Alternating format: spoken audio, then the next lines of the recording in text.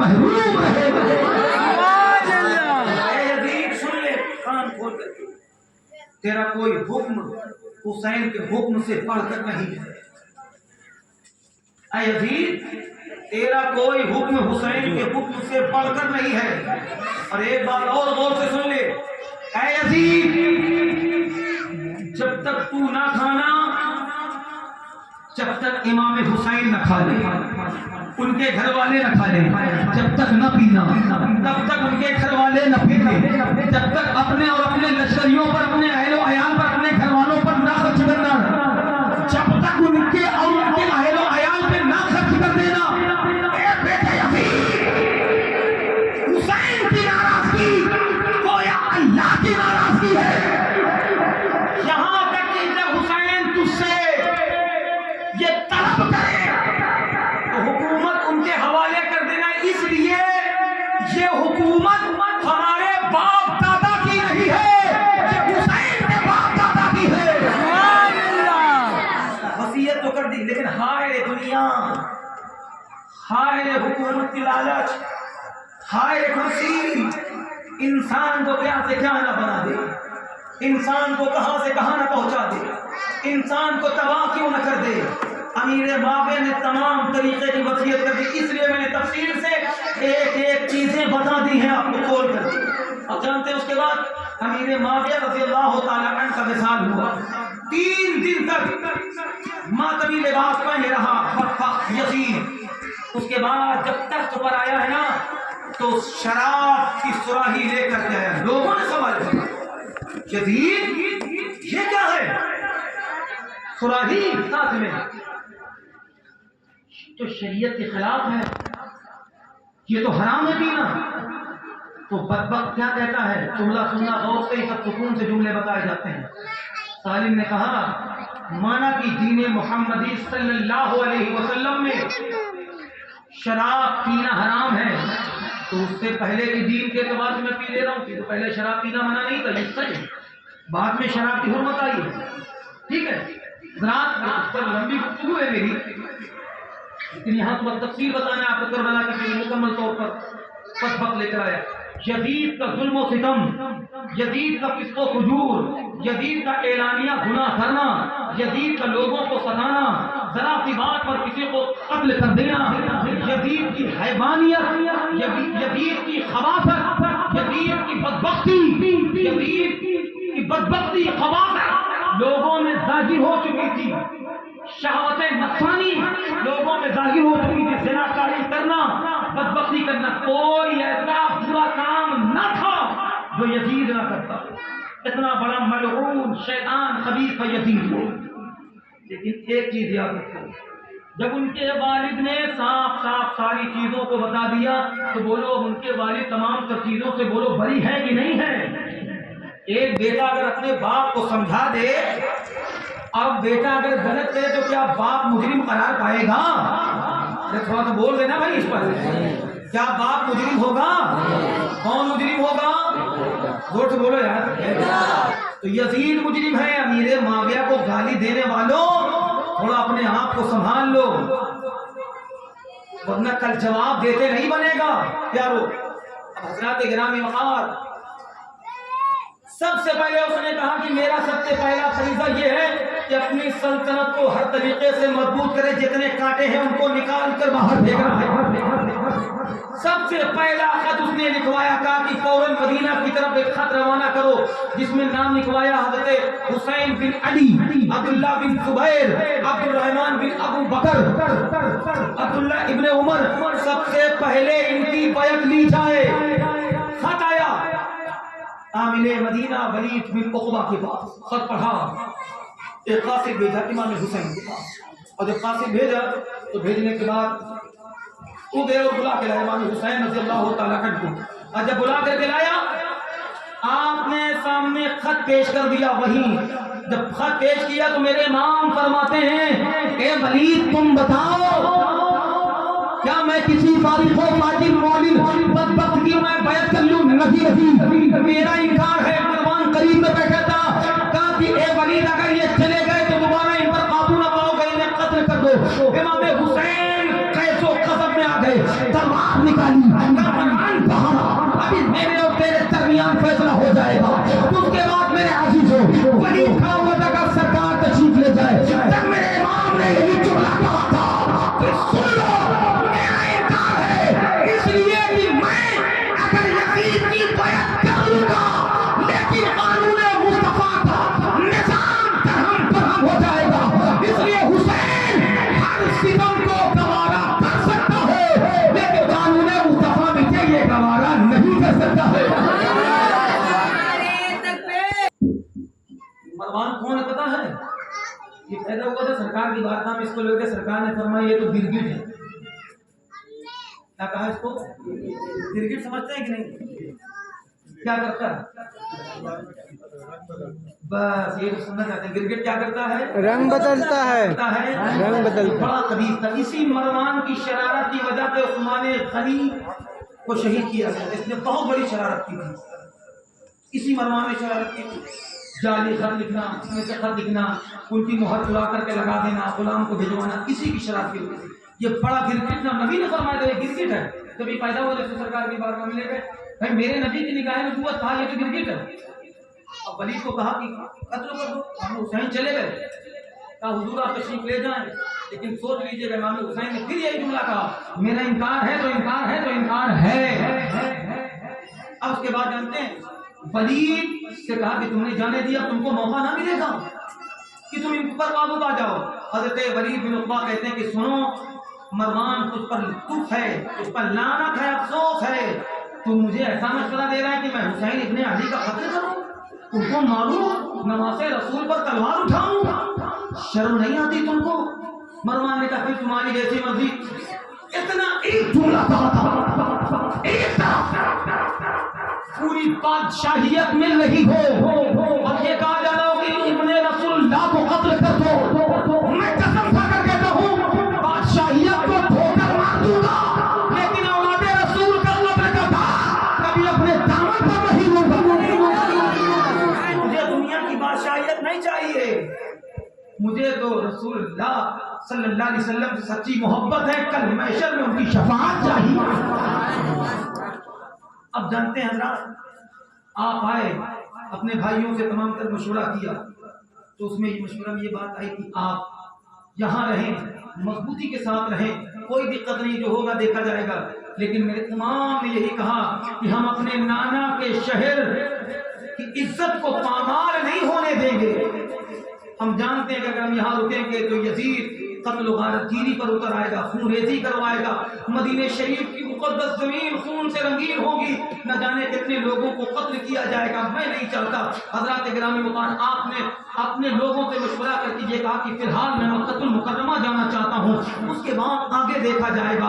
اپنے نانا کے روضے پر پہنچے, نانا کے روضے پر لپٹ کر زاروں قطار رونے لگے. زاروں قطار رو رہے تھے کہ خواب میں سرکار کا دیدار ہوا. میرے نبی فرماتے کہ بیٹا حسین کیا بات ہے, نانا مجھے جگہ عطا فرما دیجیے تاکہ میں آپ کے روضے میں قریب رہ جاؤں. یہاں تک رہتے رہتے مجھے موت آ جائے. مصطفیٰ فرماتے نبی نبی حسین تمہیں دنیا کی طرف واپس جانا ہوگا, اس لیے تیرے لیے شہادت مقدر ہو چکی ہے. حسین اگر تو نہیں جائے گا تو شریعت نہ بچے گی, تو نہ جائے گا تو قرآن نہ بچے گا, تو نہ جائے گا تو نماز نہ بچے گی, تو نہ جائے گا تو میرا قانون نہ بچے گا. اے بیٹا حسین, مکہ سے لے کر کربلا تک تو مجھ سے ہے, اور کربلا سے لے کر قیامت تک میں تم سے رہوں گا. اس لیے کہ میری شریعت تو بچائے گا, میرا قانون تو بچائے گا, میرا نظام تو بچائے گا, میرا فرمان تو بچائے گا, میری فرمان تو بچائے گا, میری شریعت تو بچائے گا, میری ساری چیزیں تو بچائے گا. اگر تو نہیں چاہے گا یقیناً یزید کی طبیعت چلے گی. اور حسین نے کہہ دیا میں یزید اور یزیدیوں کی طبیعت نہیں, میں نانا کی شریعت ہی چلواؤں. دعا کرتے ہیں میرے آقا, اللہم آتی حسین صبر وعد رہے پروردگار, میرے حسین کو صبر و عطا فرما. دعا کیے میرے نبی. وہاں سے چلے اپنی امی کے قبر انور پر ساروں قطار رو رو کر کے عرض کرتے ہیں امی آپ کا لخت جگر آپ سے رخصت ہو رہا ہے, آپ کا لگتے جگر ہمیشہ کے لیے مدینہ چھوڑ کر جا رہا ہے. اے امی، آج آپ کا حسین آپ کو آخری سلام پیش کرنے آیا ہے. امی وہ حسین ہوں جس کے رونے سے آپ بے قرار ہو جاتی تھی، تڑپ جاتی تھی.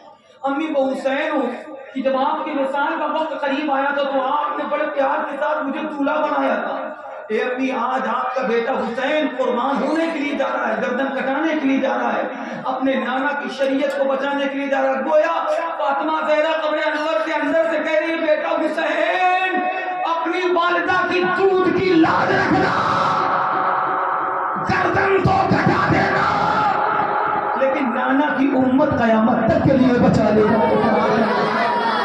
الوداع کہتے ہوئے میرے امام وہاں سے چلتے ہیں، اپنے بھائی حسن کے قبر انور پر تشریف لے گئے، وہاں پر بھی حاضری دی اور اپنے ماموں حضرت ابراہیم کے قبر انور پر گئے. ماموں آج آپ کا حسین الوداع کہنے کے لیے آیا ہے. ماموں میں وہی حسین ہوں جس کے لیے آپ فدیہ بنے تھے اور اللہ کے رسول نے آپ کو اللہ کے بعد بھیج دیا تھا اور مجھے میرے لیے آپ کو قربان کر دیا تھا. اے ماموں، آج میں آپ کے ابا حضور یعنی اپنے نانا کے شریعت کے لیے میں قربان ہونے جا رہا ہوں. الوداع کہہ رہے ہیں سب کو، آخری سلام پیش کر رہے ہیں. آخری سلام پیش کرتے ہوئے جب مدینہ سے نکلنے لگے، اے مدینہ حسین تیری عظمت بچانے کے لیے جا رہا ہے. اے مدینہ حسین اس لیے یہاں سے رخصت ہو رہا ہے تاکہ تیری حرمت پامال نہ ہو، تیری عزت پامال نہ ہو. اے مدینہ، مکہ والوں نے میرے نانا کا رہنا دشوار کر دیا تھا، تب تجھ میں آئے آج یہ وقت ہے کہ حسین مجبور ہو کر کے مدینہ سے نکل رہا ہے. نکلتے نکلتے یہ جملہ کہا تھا، اے مدینہ تیری عظمت کو سلام، اے مدینہ تیرے وقار کو سلام، اے مدینہ تیری فضاؤں کو سلام، اے مدینہ تیری برکتوں کو سلام، اے مدینہ تیری رحمتوں کو سلام، اے مدینہ تجھے سلام. اے مدینہ، آج حسین ہمیشہ کے لیے تجھ سے وعدہ لے رہا ہے. آج حسین ہمیشہ کے لیے جا رہا ہے. امام حسین اپنے تمام تر ساتھیوں کو لے کر کے مدینہ المنورہ سے نکل پڑے. جب حضرت گرامی وقار راستے میں حضرت عبداللہ بن متی سے ملاقات ہوئی، عبداللہ بن متی نے کہا حضور آپ کی خدمت میں سلام کرتے ہیں. امام حسین نے سلام پیش قبول فرمایا. اس کے بعد کہتا سرکار کہاں جا رہے ہیں؟ اس کے بعد میرے عزیزوں امام نے فرمایا اے عبداللہ بن متی ابھی تو فی الحال میرا مکہ المکرمہ جانے کا ارادہ ہے، آگے کے لیے کچھ نہیں کہہ سکتا، اللہ والی کرے. اس نے کہا حضور ایک عریضہ ہے. کہا کہو کیا بات ہے؟ کہا سرکار اتنا عرض کرنا چاہوں گا کہ سرکار کہیں بھی جائیں لیکن کوفہ نہ جائیں، کوفہ والے بڑے بے وفا ہوتے ہیں، ان کا کوئی اعتبار نہیں ہے. امام نے فرمایا ٹھیک ہے، اللہ تمہیں جزائے خیر. آپ مکہ المکرمہ میں جب داخل ہونے لگتے ہیں صدائیں بلند ہوتی ہے، مرحبا سرور عالم کے پسر آئے ہیں، فاطمہ زہرا کے لخت جگر آئے ہیں. آپ مکہ المکرمہ میں پہنچ گئے، مکہ المکرمہ میں تشریف لے گئے. لوگ چوک در چوک آپ کے پاس آنے لگے، ملاقات کرنے لگے، آپ سے ملنے لگے. ہر طرف سے کئی لوگوں نے کہا حضور آپ یہیں قیام فرما رہے ہیں، آپ کہیں اور نہ جائیں.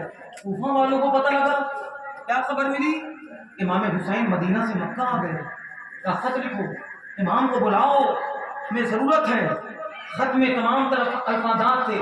پہلے الفاظ امام آپ آئیے، ہم آپ پر اپنی جانیں قربان کریں گے، ہم آپ پر اپنی جانیں فدا کریں گے، ہم آپ پر اپنی جانیں نچھاور کریں گے، ہم آپ پر اپنا سب کچھ قربان کریں گے. امام آپ آ جاؤ، پہلے ہماری گردنیں کٹے گی، پہلے ہمارا مال و اسباب لوٹے گا، پہلے ہمیں قتل کیا جائے گا، اس کے بعد آپ پر آنچ نہ آنے دیں گے. امام اگر آپ نہ آئے تو کل بروز محشر ہم آپ کا دامن تھامیں گے اور کہیں گے اے پروردگارا، کل امام حسین کو ہم نے بلایا تھا، دعوت دی تھی کہ آپ آ جائیے، آپ کے ہاتھ پر ہاتھ دینے کے لیے تیار ہے، اپنی جان فدا کرنے کے لیے تیار ہے، اپنا مال قربان کرنے کے لیے تیار ہے، ہم آپ کی طرف سے لڑنے کے لیے تیار ہیں. لیکن امام نے ہمیں ایک یزید ظالم و فاسق و فاجر کے سامنے چھوڑ دیا. جب ظلم و تربیت کا بازار گرم تھا، جب جس وقت جو ہے تو نبی کریم صلی اللہ علیہ وسلم کے سنت مبارکہ کو ہر طرف سے کچلا جا رہا تھا، توڑا جا رہا تھا، اور اسلام میں نئی نئی چیزیں بدعت اور رسم و رواج کو جاری کیا جا رہا تھا. ایسے عالم میں ہم نے جو ہے تو امام حسین کو آواز دیا. اس وقت میں آواز دیا جب اسلامی قانون ایک مذاق بن کر رہ گیا تھا. میں نے امام کو پکارا لیکن امام نے ہماری طرف توجہ نہ کی. امام ہماری طرف نہ آئے. امام نے ہم کو مجبور کر دیا کہ تم یزید سے بیعت کرو, کہیں جاؤ, ہم سے کوئی تعلق نہیں. میں امام کہتے ہیں یہ خطوط پڑھنے کے بعد, الفاظات پڑھنے کے بعد میرے رونگٹے کھڑے ہو گئے.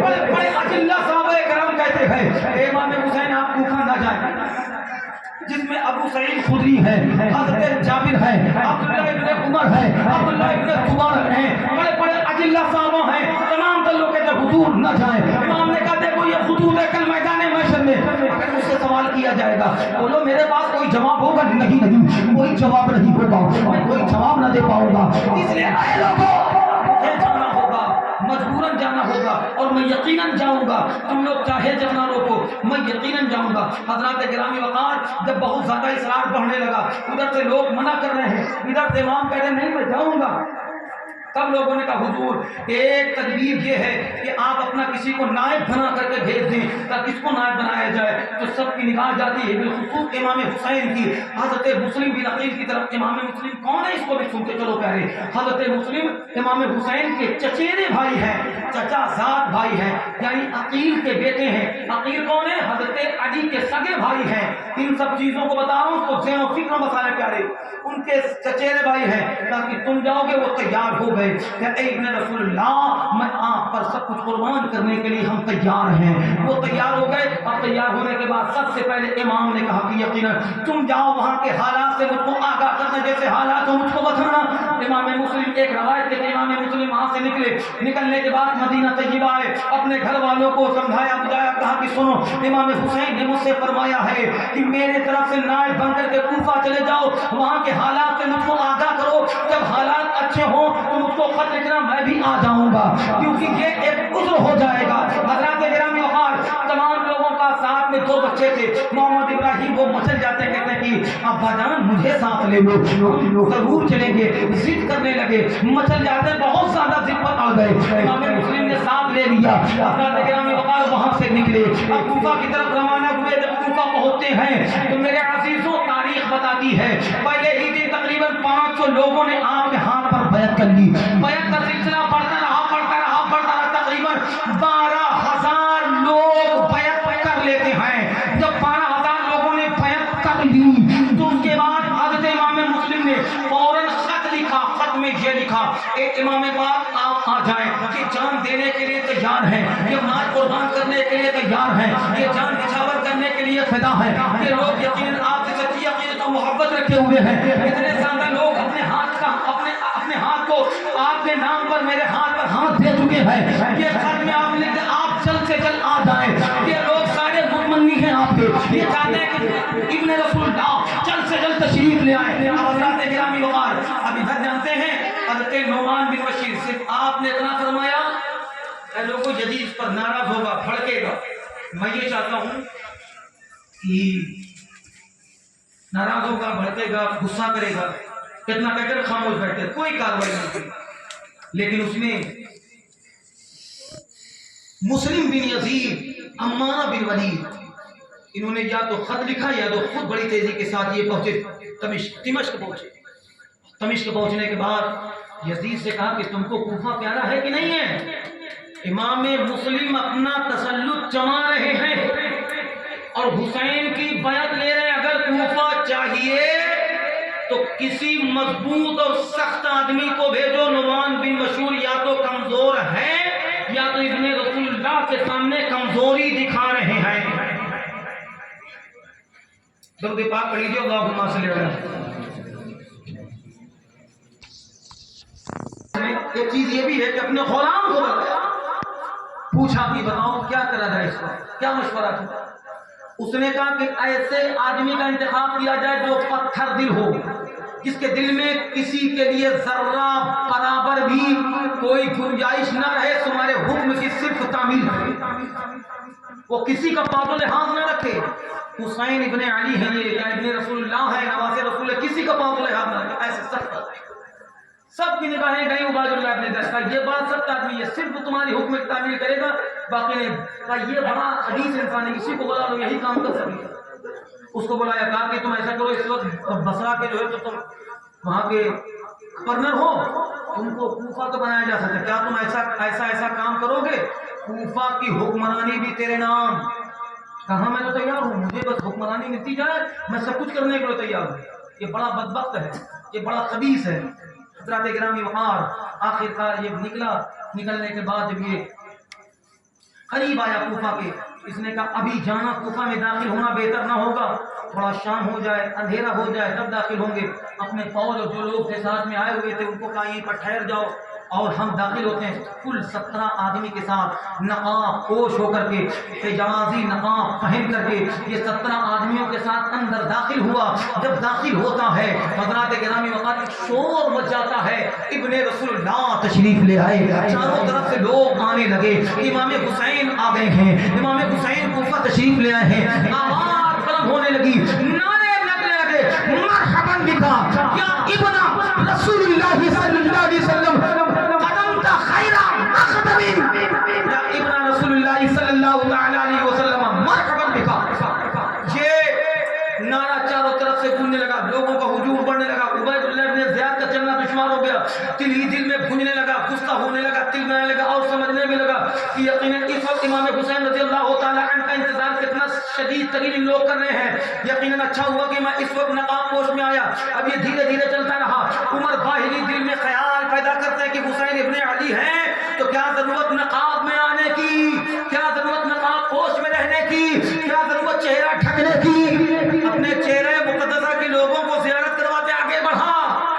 صاحب نے رسول اللہ چہرے مقدس کو کیوں ڈھک رکھا, آپ نے چہرے مقدسہ کو کیوں ڈھک رکھا, بڑے تیزی کے ساتھ آگے بڑھا. عبید اللہ ابن زیاد کا بولتا تو کیا بولتا, کچھ نہیں بولا. حضرت عمر باہری نے, جناب عمر باہری نے نقاب اٹھائے, اے کوفہ والو تمہارے لیے ہلاکت ہو. یہ ابن رسول اللہ نہیں, عبید اللہ ابن زیاد ہے. لوگ مرجھا گئے,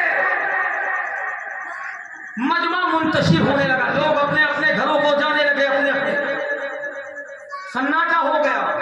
عبید اللہ ابن زیاد فوراً دارالامارت میں داخل ہوا, اور داخل ہونے کے بعد رات بتائی شروع ہوئی. شروع ہونے کے بعد نعمان بن بشیر سے ملاقات کرتا ہے. نعمان بن بشیر مسلم بن عقیل کوفہ آ گئے. امام حسین کی بیعت لوگوں سے لیتے رہے, اپنا تسلط جماتے رہے, کوفہ پر اپنی مضبوطی بناتے رہے. تم خاموش رہے, تم نے کوئی کارروائی نہیں کی, تم نے یزید اور حکومت وقت کی طرف سے نمک حرامی کی ہے. شیرو فرمانا آج سے تم معزول کر دیے گئے, جیسا تم نے کیا ویسا تم نے پایا. نعمان بن بشیر نے ایک جملہ کہا تھا پیارے, اور صرف وہ جملہ یہ تھا, اگرچہ ابن رسول اللہ کے اوپر سختی نہ کر کے میں حکومت وقت کا نمک حرام بنتا ہوں, تو مجھے تجھ جیسا نمک حلال نہیں بننا ہے. مجھے نمک حرام ہی رہنے دے. معزول کر دیا, جانا چاہتے تھے روک لیا مصالحت سمجھ کر کے. اب عبید اللہ ابن زیاد نے نکارہ بجوا دیا, کا اعلان کر دو, لوگوں کو جمع کرو, اکٹھا کرو, کوفہ کے جامع مسجد میں اکٹھا ہو جائے چاروں طرف سے لوگ. بھائی بات بتائی جائے کہ ختم کرا جائے؟ زور سے بولیں, بتائی جائے. ایک بار کہہ دیں نا سبحان اللہ, سبحان اللہ. ایک بار درود پڑھ لے بابا دے. میرا ایک مزاج ہے نا, جب میں تاریخ بتاتا ہوں اس سکون کے ساتھ تاکہ سمجھ میں آئے. جو خروج میں یہ سمجھ میں نہیں آئے گی کہ ہمارے سکون اطمینان کے ساتھ ایک چیز بتا رہا ہوں. اب حضرات گرامی وقار اس نے کیا کیا پتا ہے, جامع مسجد پوری بھر گئی, چاروں طرف لوگ. اب جملے کو دھیان سے سننا, سب لوگ غور کرو, نوجوانوں بالخصوص طور پر ایک ایک چیز کو دھیان سے سنو پیارے, ٹھیک ہے حضرات. اب اس کے بعد جمع ہو گئے, ان لوگوں نے خط لکھا تھا کہ ابن رسول اللہ آ جاؤ, امام حسین آ جاؤ, جان نچھاور کریں گے, جان قربان کریں گے, مال و اسباب قربان کریں گے, سب کچھ آپ پر نچھاور کر دیں گے, آپ آ جاؤ. نہیں آؤ گے تو میدان محشر میں آپ کا دامن پکڑیں گے, ہم آپ سے سوال کریں گے, آپ کو خدا کے سامنے جواب دینا ہوگا. یہ ساری چیزیں خطوط میں لکھی ہوئی تھی. جب عبید اللہ ابن زیاد نے کہا, اے لوگوں اپنے جان کی پرواہ کرو, اپنے مال کی پرواہ کرو, اپنے گھر کی پرواہ کرو, اپنے بال بچوں کی پرواہ کرو, اپنی بیوی کی پرواہ کرو, اپنے خاندان والوں کی پرواہ کرو, اپنے گھر والوں کی پرواہ کرو, اپنے لوگوں کی پرواہ کرو. سنو, یزید سے ڈرو, یزید کے غضب سے ڈرو, یزید کے لشکریوں سے ڈرو. ایک ایک جملہ دھیان سے سننا پیارو. یزید سے ڈرو, یزید کے غضب سے ڈرو, یزید کے لشکریوں سے ڈرو. اگر تم نے امام حسین کے ہاتھ پر بیعت کرتے رہے اور امام مسلم کا ساتھ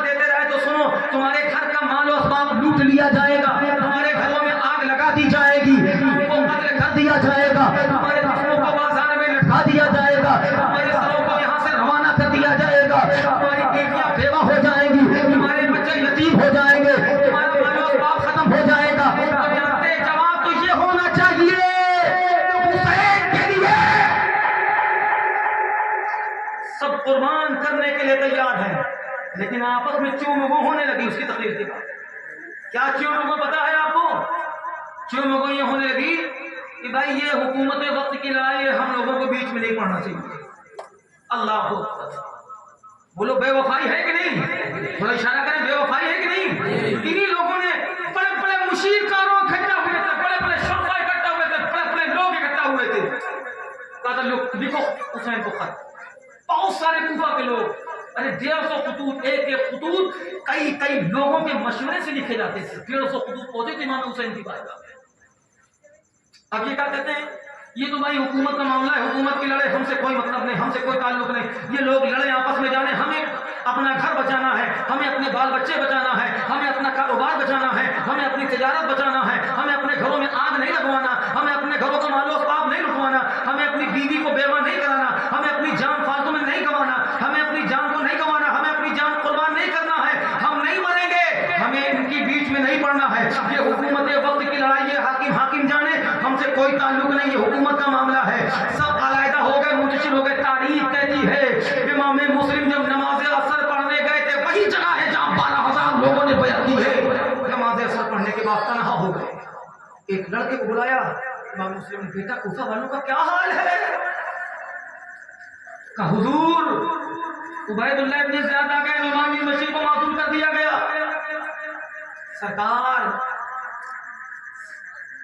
आपकी तलाश जारी है और बड़े बड़े शुरफा को कैद कर लिया गया है।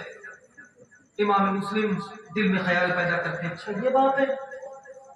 आप हजरत हानी के घर पर पहुंचे, हजरत हानी से मुलाकात की, हजरत हानी ने इज्जत उतार तकरीम की, तकरीम करने के बाद अपने घर बैठाया, बैठाने के बाद का सरकार सुने उबैदुल्लाह इब्न ज़ियाद से मेरे दोस्ताना ताल्लुकात है, यकीनन वो मुझसे मुलाकात करने जरूर आएगा, मेरी आयादत के लिए आएगा।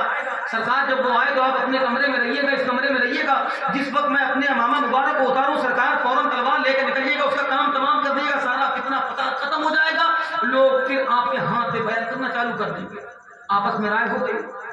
अब उधर उबैदुल्लाह इब्न ज़ियाद कहता है सब तो आए मिलने, लेकिन हानि नहीं आए। किसी ने कहा बीमार है, कहा अब मैं जाऊंगा उनके इयादत के लिए, मिजाज कुर्सी के लिए, उनके पूछने के लिए, उनकी तबीयत खराब है उनको देखने के लिए पहुंचा हानि के पास। क्या हानि, क्या बात है? बताया तबीयत आलिल है वगैरह वगैरह तमाम तर बातें। हजरत हानि ने अमामा उतारा, रखा, हजरत मुस्लिम ना आए, फिर अमामा उतारा, रखा, इमाम मुस्लिम ना आए, अमामा उतारा, रखा, इमाम मुस्लिम नहीं आए। उसके बाद कुछ शेर पढ़ने लगे। उबैदुल्लाह इब्न ज़ियाद ने कहा ये क्या हो गया, ये कैसे कैसे अशआर पढ़ रहे हैं? और जो तीमारदार लोग थे, तीमारदार लोग, सारे लोगों ने कहा ये दोपहर के वक्त इनका यही हाल होता है, इसी तरीके के अशआर पढ़ने लगते हैं, इसी तरीके की ये बात करने लगते हैं। उबैदुल्लाह इब्न ज़ियाद कहता है न जाने मेरे दोस्त क्या हुआ, ये कहते हुए चले गए। अब हजरत गिरामी वक़ार हजरत मुस्लिम से जाकर के हजरत हानी मुलाकात करते, सरकार ये वक्त निकल जाने का बड़ा सदमा है, सरकार अभी काम तमाम हो जाता। हजरत हानी ने जब ये बात कही, इमाम मुस्लिम फरमाते तुम क्या समझते हो, क्या मैं उठाने का नहीं, जब पहली मर्तबा तुमने अमामा उतारा है तो मैं देख रहा था, ऐसा नहीं कि मैंने नजरअंदाज कर दिया, नहीं, मैंने अमामे को उतारा, तलवार लेकर बाहर निकलना चाहा, किसी ने मेरे कमर को पकड़ लिया, जोर से मैं फिर बैठ गया, दोबारा निकलना चाहा, किसी ने कमर को जोर से पकड़ लिया, मैं फिर बैठ गया, जब दोबारा निकलना चाहा, ऐसे आवाज आती मुस्लिम बैठ जाओ। अभी इसकी उम्र का पैमाना लबरेज नहीं हुआ है, अभी ये बहुत बख्ती करेगा, न जाने कितने